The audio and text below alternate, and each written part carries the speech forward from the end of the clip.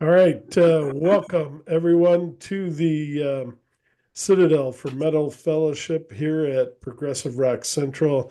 We're glad to have one of my favorite metal bands and my favorite metal band of 2024 back for a talk about their new album that's going to be coming out.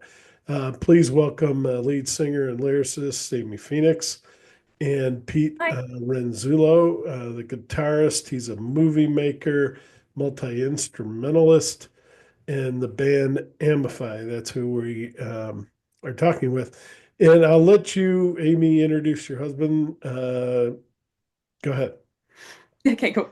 This is Because Ant. I thought it was just going to be the two of you, but go ahead. He's also known as Ammify. That's very important.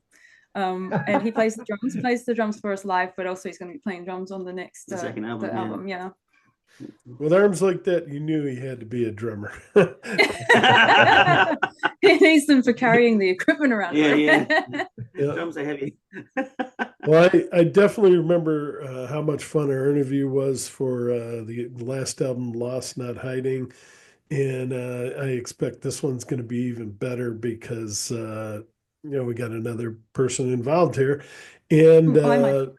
and it's all new and it's all uh, sort of unrehearsed. Well, it Yes, always is unrehearsed, but it's all very I don't have exciting. all those, millions of questions that I can ask. I've got a few here.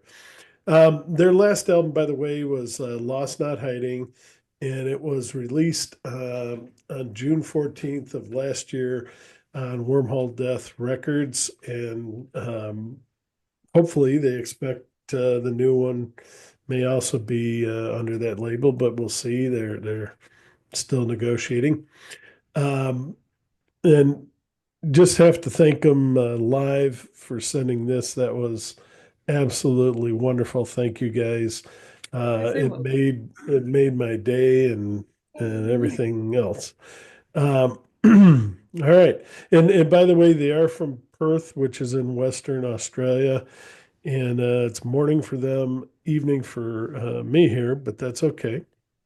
Yeah, And we are these awake. guys play what we call or what they call cinematic or sin metal, basically. It's again, I don't know if I guess I did mention it. Peter is a movie producer. He's going to talk a little bit about that because I have a few questions about that later. But their music has that movie-like feel to it.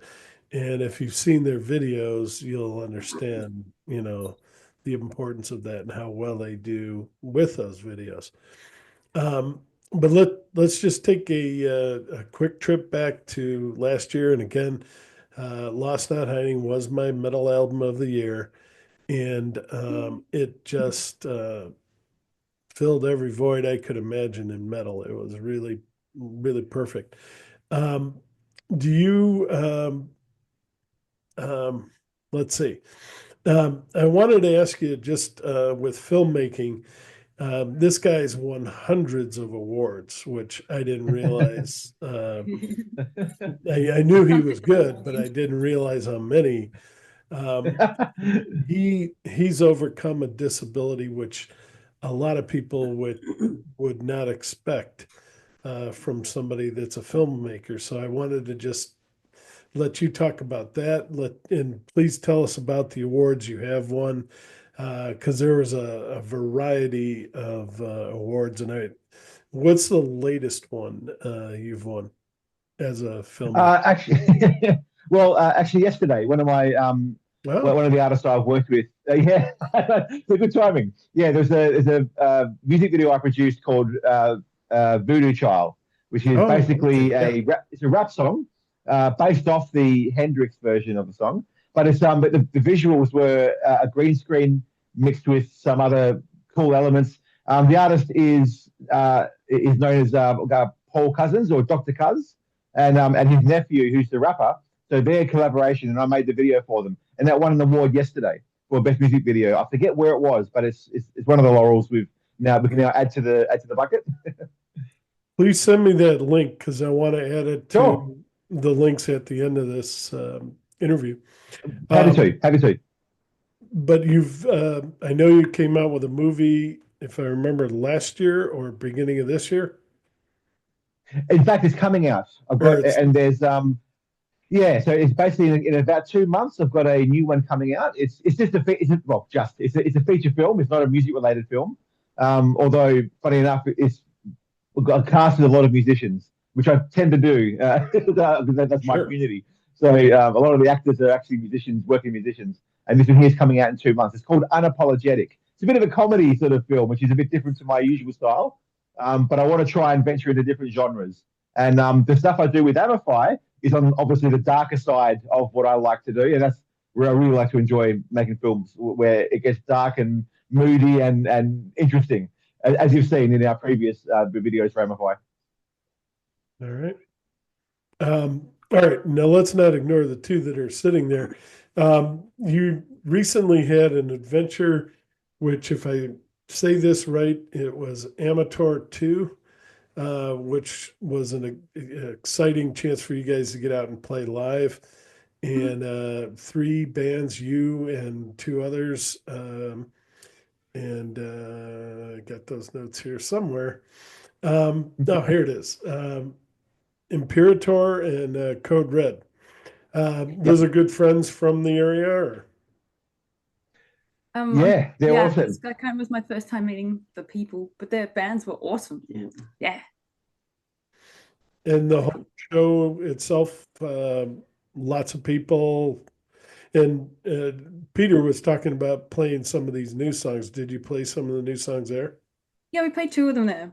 It was, yeah, it's a great, where we were at, the venue is really nice to play at. The sound's really good. They really care about it. Everyone's just there for the music as well. It's not like a chill random vibe. pub. Good Yeah, vibe. so everybody's there specifically to listen to you, which is nice.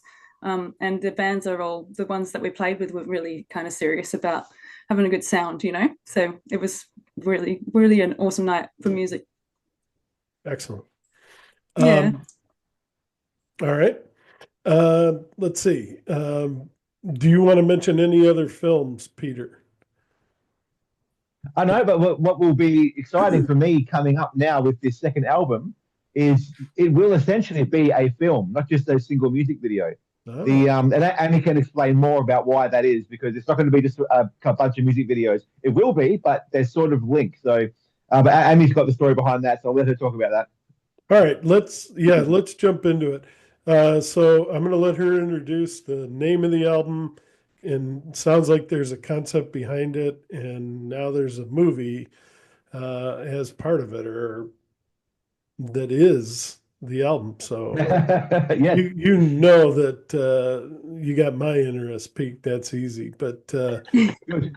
anyone that's listening to to this has got to say, "Oh my God, I'm going to get music and a movie and a video." And go ahead. Yeah, it sounds pretty. We're biting off a lot, but basically, I think we wrote the first one, and Pete liked the song, yay, and then thought that maybe we could make a whole story out of it, and then we kind of came into the idea of making the whole album one story, and then I did some research to kind of make a story idea about it, and then the idea is to try and make each song its own song as well. So if you don't know the whole story, the song by itself is still can still be relevant and still relatable and that sort of thing.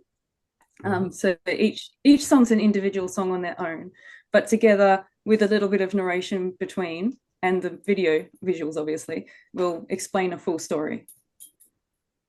All right. Do you want to mention the name and the No, yeah, concept? sure. So far, the character's name's Sunny, and we're going to call it Sunny. It's all kind of still quite early. Like, lots of stuff could change, but Sunny sounds pretty cute for the moment. Did you want to know more about the story and stuff? It's up to you. I don't want to. No, I don't want to force anyone. If you guys are trying to keep it a secret to No, for whatever reason, The but yeah, first, the first one I up to you. made was kind of, well, I've been doing a bunch of research into all sorts of different mental health stuff, and also listening to some of the older Alice Cooper. I think it's Alice Cooper stuff. Oh. Do you know how he did Stephen? Do you remember Stephen? And Um, he's getting together again with his band, and yeah, this is not he's done so one of many the first. goodbye tours, hasn't he? Huh? He's done so many goodbye tours. Oh, yeah, yeah. No, but they're actually back in the studio making a new album with his, I think his band from '72 or something like that. I was Oh reading wow. it. Yeah, Ah, how cool. That's awesome. which That's a good they hadn't got together for, well, years. But go ahead. Oh, I'm God, sorry. hello again, George. Yes, we're back. We're going to Backstreet's back. Yeah, and then also there's this game called Hellblade, which is it's got a female character lead, and it's basically her journey through something normal, but it's how she's seeing it through a psychosis. And I was like, that's very cool. And it also kind of just brings awareness to what psychosis is like. And I was like, those two things sound like a really cool way to write a Yeah. song. So I kind of did a version of that. And in the first song, there's also two other voices in the background talking to the main character while she's kind of trying to figure out what's real and not. And yeah, that kind of, I wanted it to be really ambiguous about what is happening. So that kind of gave us a lot of space for the story to evolve around that. But that's kind of where it started. I didn't want to do something based specifically on any particular mental health thing, because you'd want to raise awareness about it properly. And to do a fantastical story about it is only going to, perpetuate stereotypes or make people's Actual struggles. actual struggles and downplay it. So we've decided to make the story about fantasy stuff. She's a part of like a god realm where they've been given tasks that they have to do. So the first song kind of introduces that, and that's her job. And she's a young girl that has been given a job, and her job is to decide whether humanity gets to live or die, basically, whether humanity needs to be wiped out and started again, or whether they're all right to keep going. And just a small task. Yeah, but basically That she's even though she's a god person, she's basically a young girl, like kind of teenage mind, and her response is like, nah, that's not I'm not doing that, and runs away to Earth with the humans. And then the rest of the songs are what she goes through while she's there, and how she makes her way through that and what she decides to do at the end. I appreciate that, because I was listening to the lyrics and I heard that. Well, I'm not going to give away the lyrics, but I heard that one part and I was like, I wonder what this is about. Yeah, See, I'm the one that you're gonna do a full review on this thing once they send it to me. And what they've sent me, by the way, are just the I don't know, what would you call them? Not guide vocal, but like a No, well, represent. sort of the guide structure, because we haven't got the proper drums in there yet. But what I've got there are placeholders, and because we've been playing live now for about 4 months, I think it is. And what Ant brings to the band far surpasses what my production level can do. So it's so exciting that what we can do with the drums down this second album will be so much more organic and so much more complex.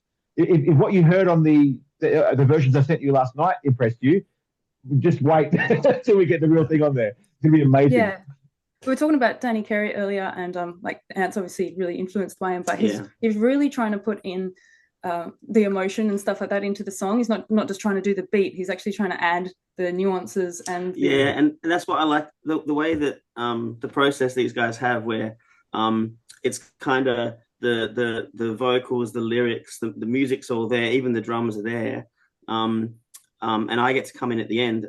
So what I really like about it is, firstly, Pete's beats that he puts in are amazing. Like, as a drummer, I like far out, man. Like, if you had some sticks in your hands, you're awesome. But I get to like, if there's a really emotional part in the song, I'll give space for the vocals. I'll slam into the bass drum when it needs it, and it really is just an emotional pouring out. I love it. Yeah, it's cool. Yeah, it's really cool live. Some of our songs from our first albums, they really build, and I think all of us kind of do the same thing emotionally on stage, and then once it ends, it just has this weird kind of relief feeling that we like the stage all feels it, you know. It's quite amazing. And and gets that out of it, I think, even with Grief, with the vocal only one in the first album. when we recorded that, because we haven't there's nothing come out for Grief, but we did went to a studio and did like video recordings for it. I was actually crying at the end of that song. Yeah. You know, you just feel the emotions. It's good.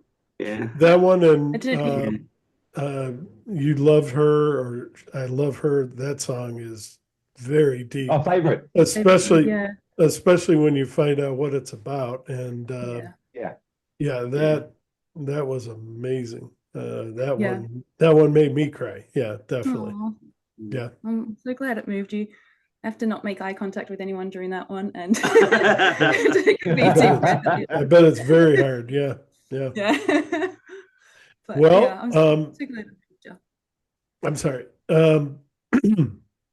Peter gave me 5 of these songs. He said pick 2 of them. And is it okay if we go with one? Oh yeah. Yeah, what were you thinking?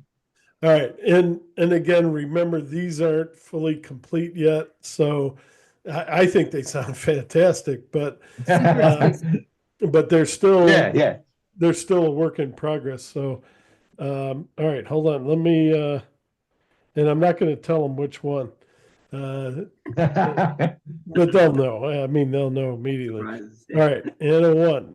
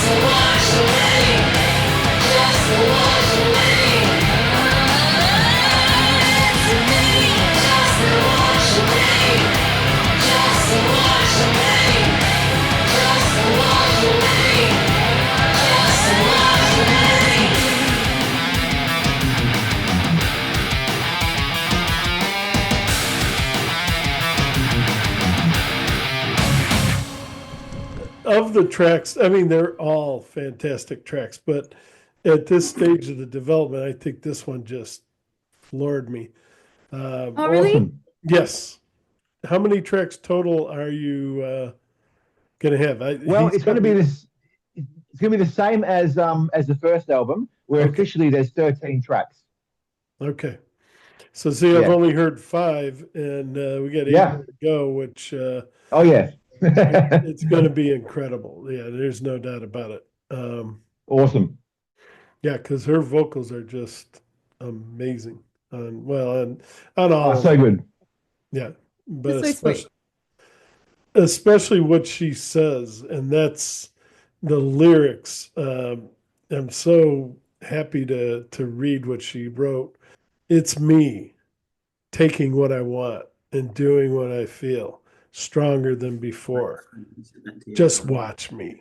And yeah, just I love those lines. It's just that's what made that one stand out over the others. I mean, they're all excellent, but No, but it's interesting you say that because that was the song that when we did that, Annie was worried they'd be too positive, those lyrics, for what we're doing. So what are you, they're amazing. What are Our you talking first about? positive song. So it's funny you picked on that one. yeah. No, it was just wonderful to hear her say that. I mean, Awesome. That is so lovely. you mentioned Peter is going to be later in the year. Do you have kind of a rough estimate or no hurry? Because we'd No, like to and see, yeah, we're still. I'd love to do. I think this year we'll have it finished. And when do we release it? The actual album itself. This one here. I mean, obviously, as you saw with the first album, the visuals were very important. This second album will be this next level important because obviously the story that's running through it will be what you're seeing on the screen as almost like a whole film. So those 13 songs provide the soundtrack and essentially it's more like a musical, I guess, of the whole film because the visuals are relating directly to what you're seeing on the screen.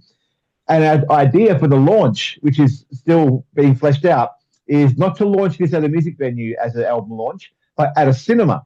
And we'll be set up in front of the screen, wow. facing the audience, and have the film play out, and we provide the live backing track as it plays. That's our Oh my plan. God. So if that happens this year, then great, but it might not. And we're not sure yet whether we release the album still beforehand or we wait till that ability to record with the cinema and do that as the official launch is going to be the way to go. We're not sure yet. We're still fleshing it out, but that's the plan. It's big and crazy, but that's pretty standard for us. No, but that is, God, I wish I was going to be there to see that.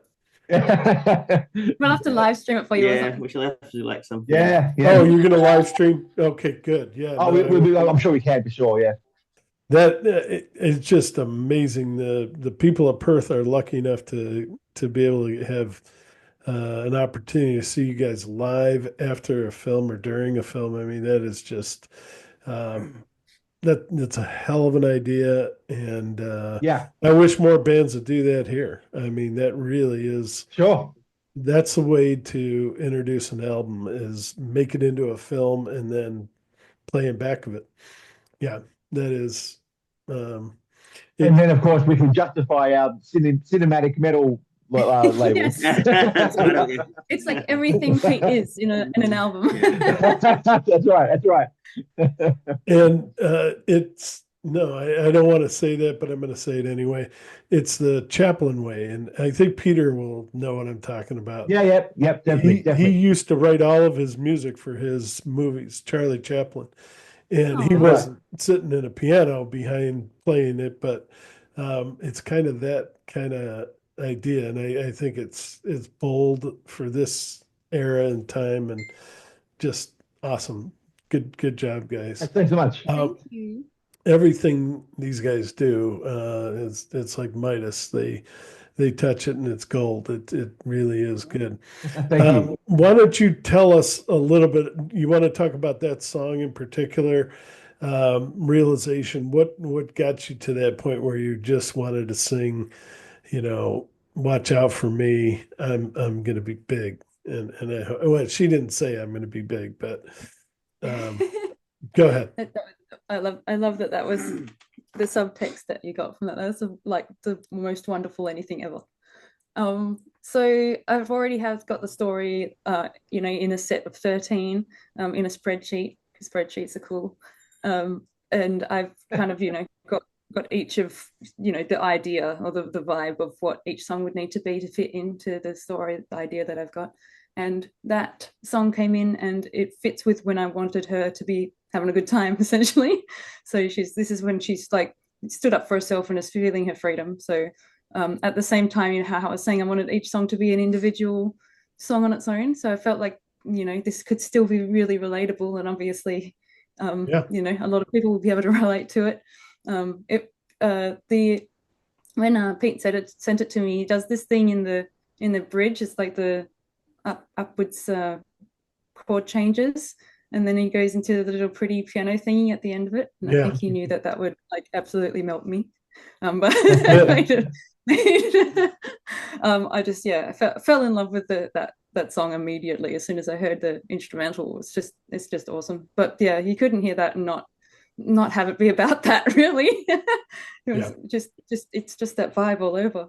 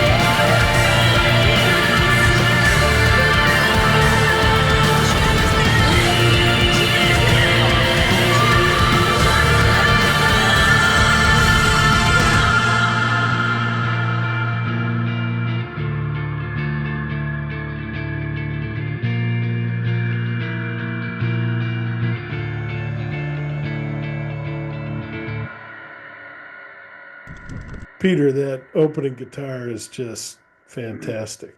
And what I wrote, thank you. And again, it'll probably change when I write the review. But what I wrote, and I didn't get a chance for you guys to hear this yet, but the opening acoustic guitar and the mysterious fog bank programming that surrounds the soundscape is absolutely wonderful.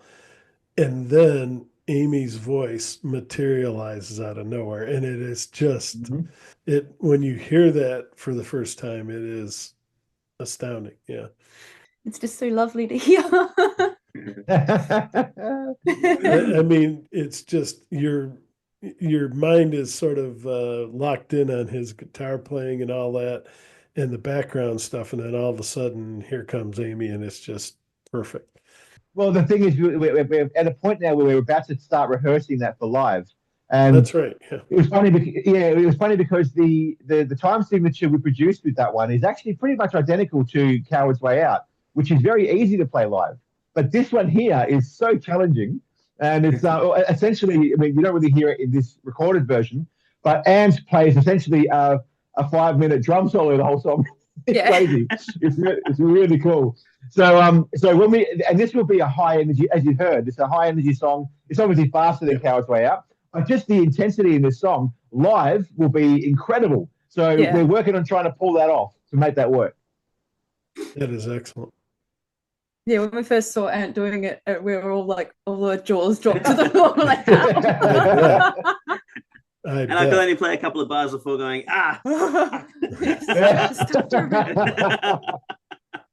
All right. And then the next one that I wrote down, and again, this is not really in order because I haven't seen or listened to the sure completed, but The Decision.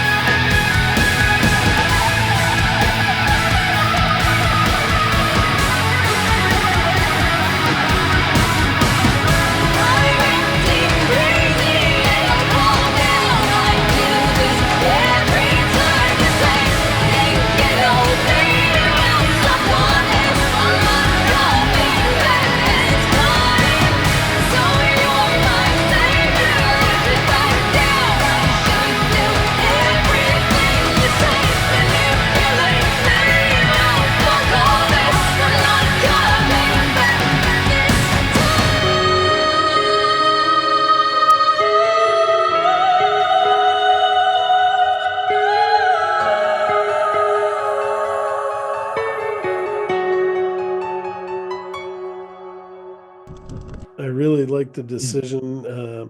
Amy's got some beautiful vocalizations. Your guitar is, I wrote, pulled from the stratosphere because it's just Oh, thank you. out of this world. It is.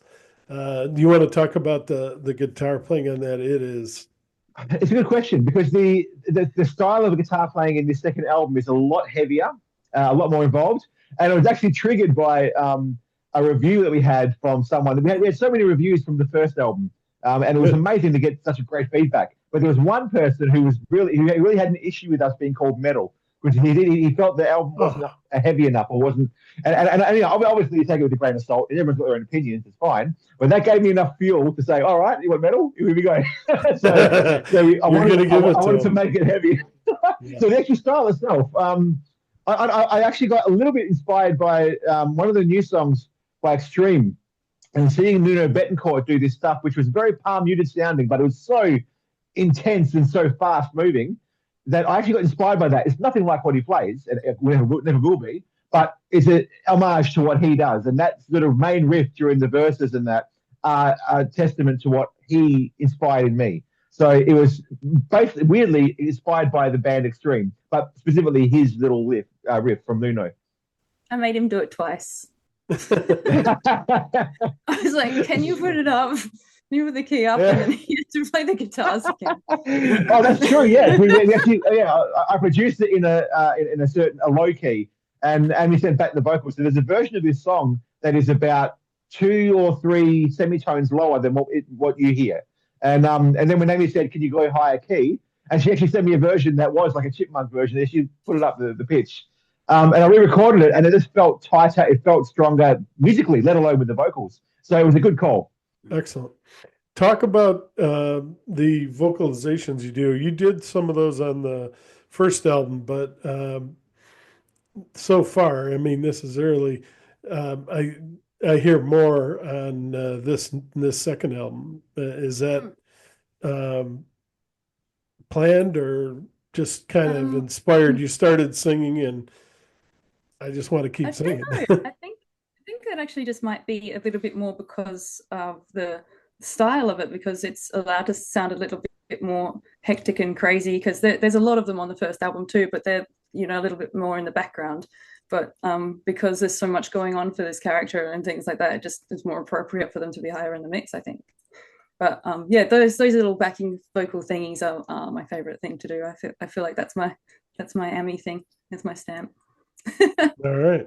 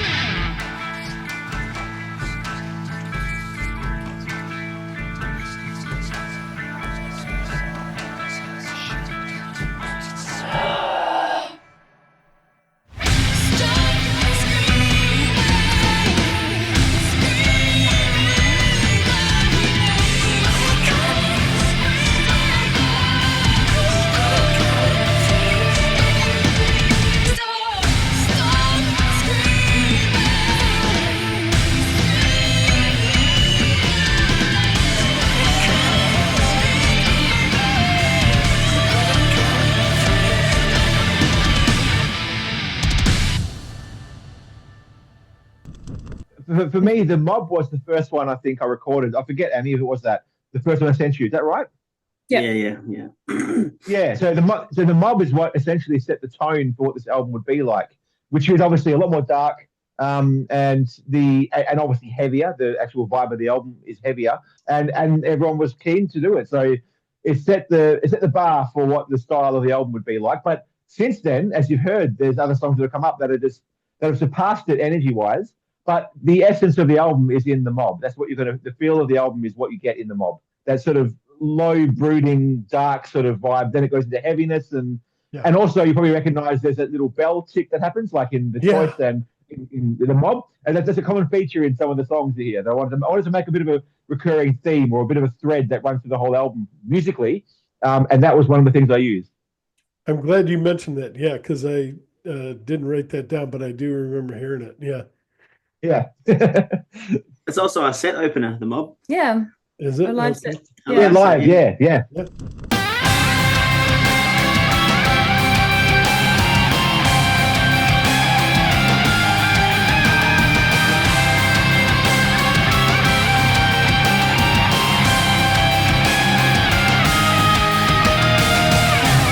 see the hold that they had on you now. They see their lies in the sea. Now they can see the world is unraveled one. Ooh.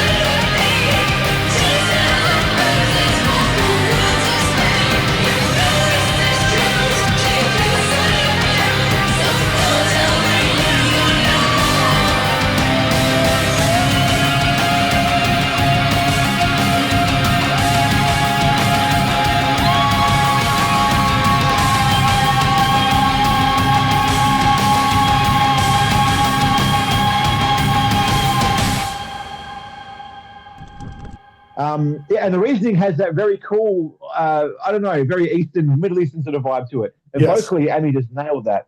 But it's a powerful song, powerful lyrical song. I'm so glad you think so.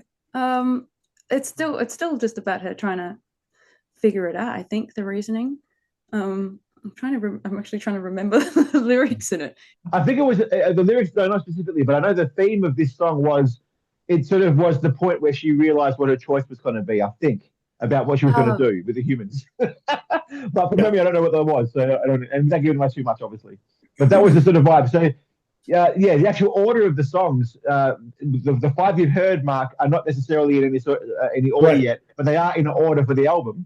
And the lyrics are sort of dictating that. And you probably recognize every song name is the something. So the reasoning, the decision, the realization, the mob, the name. So, yeah, that's it. They're like sort of chapter names, you know. So this one here, I forget where it comes in the story, but it was a turning point, I believe, in the story from when we talked about it ages ago. But from the life of me, I can't remember what the words were. I don't know why. I'm blank. It's too early. Yeah.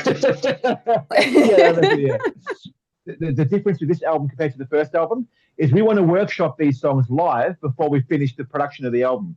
So the biggest factor in that is what Ant's going to bring to it. And and I love the first album. It's amazing. I think what we did there was a great way to sort of set up, this is Ammify, this is what we do. But now that we've got Ant as for our live set, he's got to go on the second album with his touch to what the songs are going to be.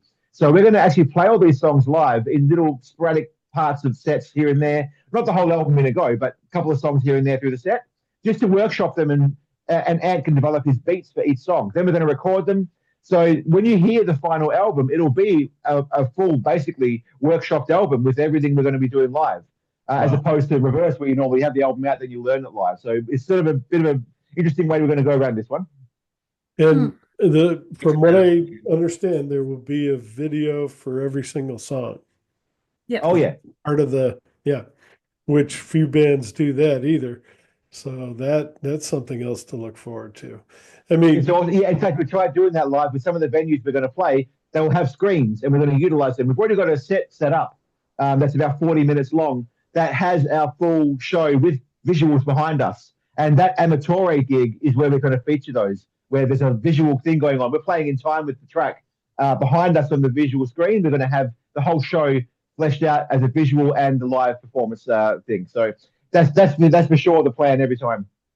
Yeah, including one of Pete's short films for The King, isn't it? Oh yeah, I don't think you've seen that, Mark, have you? For The King, we did a short film for The King, and it's actually a proper story, like little. Yeah, it's great. Is it in his deluxe? Which King? Oh, sorry. Yeah, have you got the deluxe package thing? I'm sorry. The little card that says deluxe treasure chest or whatever it's called. Oh yeah. If you go to that and you look down and you look into you scroll down, you'll find the thing called Return to Eleanor.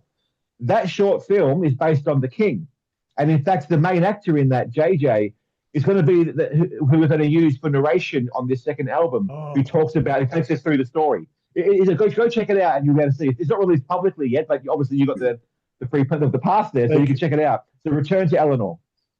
All right. Maybe should I have shown that or not? Yeah, that's fine. Definitely, that's fine. No worries. All right. Yeah, we will make an online store. Maybe I should have shown this. That's right.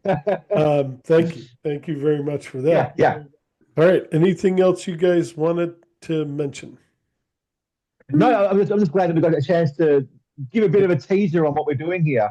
Yeah. And we're glad that you were able to do it, because you were our first supporter back last year with our first album. So it's very fitting that you're the one to sort of just give a bit of a teaser on what we're doing for the second album. And you're the first one to do, and you're the first one to hear outside of the band these new versions, these new songs. And so it's pretty cool that we've got that for you. And how excited you are is very inspiring to get it done. Now I'm like, yeah, people are gonna like it. Yeah, they really are. Everyone, please keep your eyes open for this. I mean, I'm sure they'll be posting things on Facebook and on their sites and websites and things like that. Sure. And keep looking for more, because this band has got a lot to give. Thank you, mate. All right.